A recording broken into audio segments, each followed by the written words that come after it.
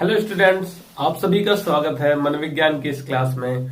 और आज की क्लास में हम मनोविज्ञान के एक अत्यंत महत्वपूर्ण वेरी इंपॉर्टेंट टॉपिक के बारे में डिस्कशन करने वाले हैं, क्योंकि इस टॉपिक से रिलेटेड क्वेश्चन अक्सर साइकोलॉजी से रिलेटेड एग्जाम में दिख जाते हैं। फिर चाहे वो एग्जाम ग्रेजुएशन लेवल का हो या आपका सीटेट का हो, टीटी का हो या नेट का एग्जाम हो, आपको हर जगह इस टॉपिक से रिलेटेड क्वेश्चंस मिल जाएंगे। अब इसमें क्वेश्चंस कैसे आते हैं तो वह हम इस वीडियो के लास्ट में डिस्कशन करेंगे कि इस टॉपिक से कैसे क्वेश्चन बनते हैं।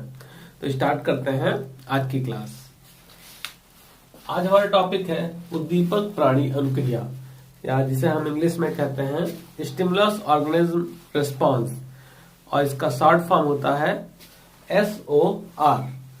SOR theory. इसमें हम पहले यह देखेंगे, SOR मॉडल को डायरेक्ट ना देखकर पहले हम SR मॉडल को देखेंगे। SR मॉडल, या जिसे हम स्टिमुलस रिस्पांस मॉडल भी कहते हैं, या हिंदी में कहें तो हम उसे उद्दीपक अनुक्रिया मॉडल के नाम से भी जानते हैं। इससे रिलेटेड वीडियोस मैंने एक पहले भी डाल रखा है संप्रदायवाद के अंतर्गत, जिसमें व्यवहारवाद के अंतर हमने देखा था कि उद्दीपक क्या है, अनुक्रिया क्या होती है और उद्दीपक अनुक्रिया क्या है। तो अगर आप नहीं देखें उस वीडियो को तो पहले उस वीडियो को देख लें, तो आपको समझ में आएगा कि उद्दीपक क्या है और अनुक्रिया क्या है। ठीक है, अब हम देखते हैं उद्दीपक अनुक्रिया मॉडल के बारे में। तो इसमें वॉटसन का क्या मानना था कि वह यह मान रहे थे कि कोई भी घटना होती है, वातावरण में उपस्थित कोई भी घटना है, तो हम उसको उद्दीपक और अनुक्रिया के रूप में परिभाषित कर सकते हैं। कॉन्सेप्ट को समझिएगा। यहाँ पर वॉटसन ने क्या बताया था कि कोई भी घटना होती है वातावरण में, तो हम उसको उद्दीपक और अनुक्रिया के रूप में परिभाषित कर सकते हैं। यानी अगर उद्दीपक है तो व्यक्ति उसके प्रति क्रिया करेगा और उस क्रिया को ही अनुक्रिया कहा गया। इनका कहना था कि अगर व्यक्ति के सामने खाना है तो व्यक्ति उस खाना को खाएगा, और उस खाने को खाने के बाद क्या होगा, उसको संतोष की प्राप्ति होगी। तो बाद में वॉटसन, उनके मित्र थॉर्नडाइक और स्किनर, इन लोगों ने मिलकर यह बताया कि जब व्यक्ति किसी उद्दीपक के प्रति अनुक्रिया करता है और उस अनुक्रिया का परिणाम यदि उस व्यक्ति के लिए संतोषप्रद होता है, तो वह व्यक्ति उस उद्दीपक के साथ क्या करता है, एक संबंध स्थापित कर लेता है। जैसे व्यक्ति है, अब उसको वह खाना आया सामने और उसने खाना को खाया, वह खाना खाया, और उसके बाद क्या हुआ, उसको उसका पेट भर गया, उसको भूख समाप्त हो गई और एक सुखद अनुभूति हुई, उसे एक संतुष्टि हुई, उसे संतोष की प्राप्ति हुई। अब इसका परिणाम क्या हुआ, इसका परिणाम यह हुआ कि व्यक्ति और खाने के बीच में एक संबंध स्थापित हो गया। अब व्यक्ति दोबारा जब खाना आएगा तो उसके प्रति वह फिर से रिस्पॉन्स करेगा, फिर से उसको खाएगा। यह कहना था किसका, वॉटसन, स्किनर और थॉर्नडाइक का, कि व्यक्ति जिस उद्दीपक से उसको संतोष की प्राप्ति होती है वह उससे संबंध स्थापित कर लेता है। जैसा कि यहाँ पर लिखा गया है, वॉटसन, स्किनर, थॉर्नडाइक ने यह स्पष्ट किया था कि किसी उद्दीपक के प्रति की गई अनुक्रिया का परिणाम यदि संतोषप्रद होता है तो उद्दीपक तथा अनुक्रिया के बीच संबंध या सहचर्य स्थापित होता है। इसे उद्दीपक अनुक्रिया मनोविज्ञान या स्टिमुलस रिस्पांस साइकोलॉजी कहा गया, जिसे हम शॉर्ट फॉर्म में किस नाम से जानते हैं, इसको शॉर्ट फॉर्म में हम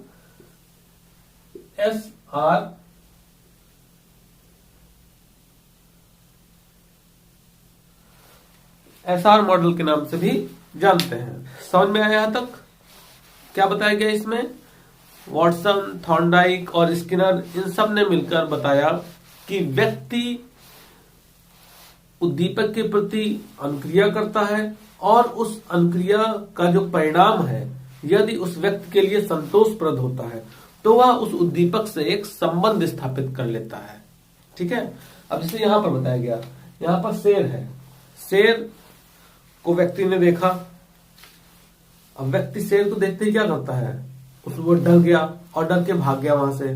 तो अब यहाँ पर कैसा संबंध स्थापित हुआ? यहाँ पर संतोषप्रद संबंध तो स्थापित नहीं हुआ। तो व्यक्ति दोबारा क्या उस शेर के पास जाने की कोशिश करेगा? कभी नहीं करेगा। लेकिन उसके ऊपर एग्जाम्पल को देखें कि फूड है, खाना है। अब खाना खाने के बाद व्यक्ति को क्या हुआ? एक संतोष की अनुभूति हुई। तो दोबारा फिर वह उस खाने के पास जाने की कोशिश करेगा या जाना चाहेगा। लेकिन जो बाद के मनोवैज्ञानिक है, उन्होंने क्या किया? उन्होंने एसआर थ्योरी से एक अलग मॉडल, एसआर थ्योरी को छोड़कर एक अलग मॉडल को उन लोगों ने प्रतिपादित किया और उसका नाम क्या रखा? उसका नाम रखा SOR, स्टिमुलस ऑर्गेनिज्म रिस्पॉन्स। यहां पर इन्होंने क्या ऐड कर दिया? इन्होंने ओ वर्ड ऐड कर दिया, या कहे तो प्राणी को ऐड कर दिया। वह इसलिए ऐड किया क्योंकि जो बाद के मनोवैज्ञानिक थे उनका यह मानना था कि व्यक्ति सिर्फ उद्दीपक के उपस्थित हो जाने से ही अनुक्रिया नहीं कर देता है। व्यक्ति उद्दीपक उपस्थित होने के बाद वह सोचता है, क्योंकि व्यक्ति के पास चिंतन करने की क्षमता है। वह सोचता है और अपनी आवश्यकताओं को देखता है, फिर आवश्यकता के अनुसार वह फिर रिस्पॉन्स करता है। फॉर एग्जाम्पल, एक बार हम फिर से एग्जाम्पल को देखते हैं कि जैसे खाना है, खाना अब आपके सामने रखा गया खाना। अब आपको अगर भूख लगी है, भूख बहुत तेज भूख लगी है, तो आप क्या करते हैं? आपको खाने की जो टेबल होती है, डाइनिंग टेबल, अब घर में तो वो बड़ी प्यारी लगती है, या स्मेल आ रही है खाने की तो एक अट्रैक्टिव सी स्मेल लगती है कि हाँ बड़ी अच्छी खुशबू है। आप खाना आया, आपने खाना खाया, आपका पेट भर गया, ठीक, खाना खा लिया, आपका पेट भर गया। अब उसके बाद क्या आपको वह डाइनिंग टेबल उतनी अच्छी लगती है? डाइनिंग टेबल वही है या खाने की स्मेल भी वही है, लेकिन अब उसके प्रति क्या हुआ? आपका रिस्पांस चेंज हो गया। क्यों? क्योंकि आपके अंदर जो आवश्यकता थी वह पूरी हो गई। अब अगर हम वाटसन की थ्योरी देखें तो उन्होंने क्या बताया था कि उद्दीपक है, उद्दीपक के प्रति अनुक्रिया होगी। लेकिन अगर आपका पेट भरा है पहले से ही, तो आप खाने के प्रति अनुक्रिया करेंगे। आपके सामने खाना रखा गया, लेकिन आप उसके प्रति अनुक्रिया नहीं करते हैं। यहाँ पर जो बाद के मनोवैज्ञानिक आए, उन्होंने इस चीज को ही मेन फोकस किया कि उन्हें बताया कि प्राणी किसी उद्दीपक के प्रति अनुक्रिया करने के लिए बाध्य नहीं होता है। वह अपनी आवश्यकताओं, अपनी चिंतन, हर चीज के बाद सोच समझ के तब जाके वह अनुक्रिया करता है। लाइक आप खाना है तो आप हमेशा उसको नहीं खाते हैं। जब आपको भूख लग रही है, अंदर से ड्राइव उत्पन्न हुई, अंदर से भूख, प्यास, ये सारी चीजें अगर आ रही हैं, तब आपको खाने की टेबल अच्छी लगती है और आप उसके प्रति आकर्षित होते हैं। तो एक बार देखते हैं हम कि बाद के जो मनोवैज्ञानिक आए, आधुनिक मनोवैज्ञानिक, उन्होंने क्या बताया। तो आधुनिक मनोवैज्ञानिकों ने SR मॉडल से भिन्न मत जाहिर करते हुए मानसिक घटनाओं को भी महत्वपूर्ण बताया और SR मॉडल की जगह SOR मॉडल का प्रतिपादन किया।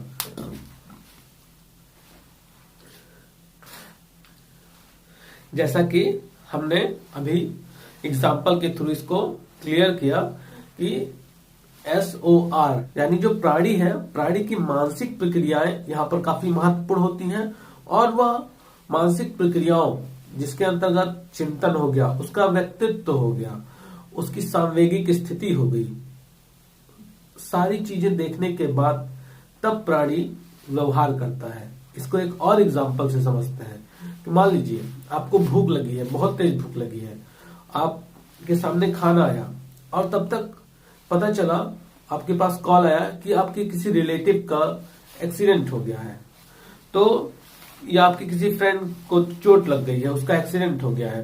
तो क्या उस टाइम पे खाना वही है? अभी तक आपको बहुत अट्रैक्टिव था, अभी वह खाना आपके लिए बहुत अट्रैक्टिव था, आपको आकर्षित कर रहा था अपनी तरफ, और उस खाना उद्दीपक था, उसके प्रति आप रिस्पॉन्स करने जा रहे थे। लेकिन क्या हुआ? आपकी मानसिक स्थिति जो थी, आपकी मानसिक स्थिति बिगड़ गई। आपको जैसे ही पता चला कि आपके फ्रेंड का एक्सीडेंट हो गया है, आप तुरंत भूख आपकी गायब हो गई और दिमाग कहां पहुंच गया कि मेरा फ्रेंड कैसा है, मेरे रिलेटिव कैसे हैं। तुरंत आपकी भूख गायब हो गई, आप उस खाने को वैसे ही इग्नोर करके चल दिए।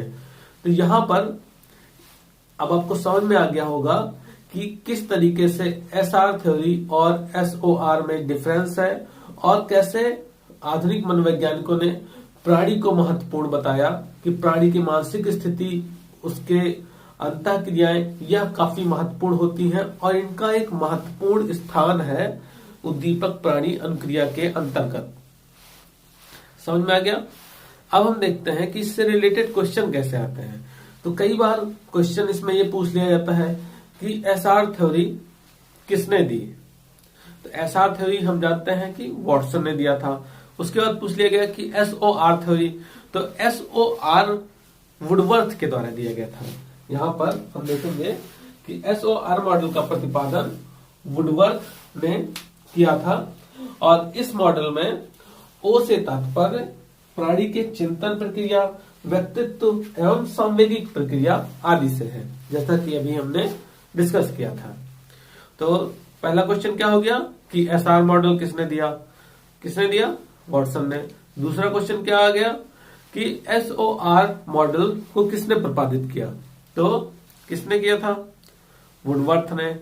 उसके बाद क्या क्वेश्चन आ सकता है कि एसआर या एसओआर में, एसआर और एसओआर में क्या अंतर है, दोनों में क्या अंतर है।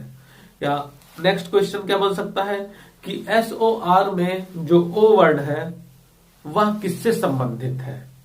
ठीक, तो ऐसे ही कई सारे क्वेश्चंस आ सकते हैं जो कि मैं चाहूंगा कि आप लोग खुद से बनाएं और प्रैक्टिस करें कि जो टॉपिक पढ़ा उससे रिलेटेड क्वेश्चंस को नोट डाउन करें।